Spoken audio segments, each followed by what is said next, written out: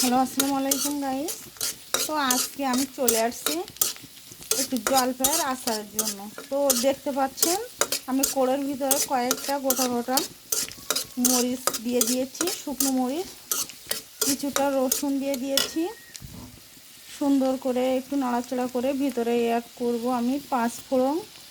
তো পাঁচ ফোড়নটা দিয়ে সুন্দর করে একটা নাড়াচাড়া করে এ সাইডে আছে আমার জলপাইগুলো। তো জলপাইগুলো দিয়ে দিব।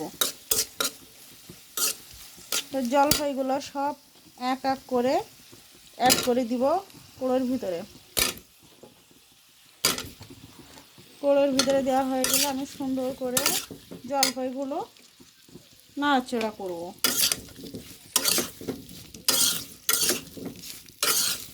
সুন্দর করে নাড়াচাড়া করে স্বাদ মতো লবণ দিয়ে দিব। স্বাদ মতো লবণ দিয়ে দিলাম।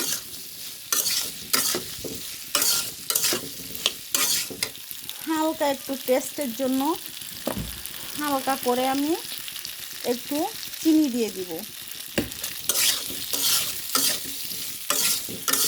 স্বাদ মতো যে যেমনটা পছন্দ করে সে সেরকমটা দিতে পারে।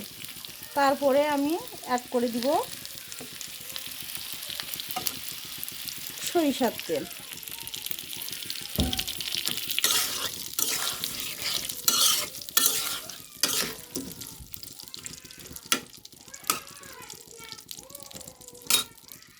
হ্যালো ব্রিয়ন্স, আমার আচারটা কেমন হয়েছে আমাকে সবাই একটু কমেন্টে জানাবেন। আল্লাহ হাফেজ।